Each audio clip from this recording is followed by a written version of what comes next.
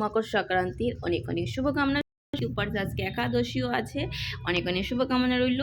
তো আজকে সকালেই শুরু হয়ে গেছি চুলোয় পিঠে বানানো। তো চিতই পিঠেটা বেশিরভাগ সরা পিঠেটা চুলোর মধ্যেই ভালো হয়, কিন্তু অনেক ডিস্টার্ব হচ্ছে, জানি না কেন ফুলছে না মোটেই। তবুও অনেকগুলো বানিয়ে ফেলেছি, তো কিছুটা বানিয়ে খাওয়া হয়ে গেছে। আর এই যে পিঠেগুলো বানানো হয়েছে দেখো সেরকম ফোলেনি আজকে, কি জানি কি হয়েছে। এমনি ঠিকঠাক আছে কিন্তু ফুলছে না, বাসি গুড়ি তার জন্য নাকি বুঝতে পারছি না। তারপরে হচ্ছে এই পিঠেগুলো এখন হচ্ছে ভিজানো পিঠে বানানো হবে। তোমাদের ভাষায় কি বলে আমি জানি না, কিন্তু আমাদের ভাষায় ভিজানো পিঠে বলে, যেটা দুধ জ্বালিয়ে দুধের মধ্যে এগুলো হচ্ছে ঢেলে দেবো, আর মধ্যে গুড় তোমার হচ্ছে নারকেল দেবো, তেজপাতা এলাচি তো দিতে হবে মাস্ট।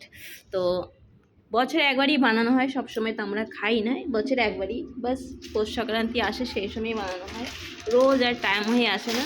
তো আজ যেহেতু হচ্ছে একাদশী, চাবল খাবে না, কিন্তু পিঠের মধ্যে কিন্তু চাবল আছেই, তবুও বানিয়ে রাখছি, আজকে না কালকে তো খাবে।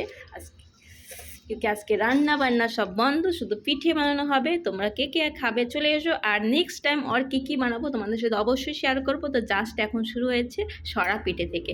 তো কেমন লাগলো কমেন্ট করে অবশ্যই জানি, আমি তোকে ঢাকতেই ভুলে গেছি। রাধে রাধে।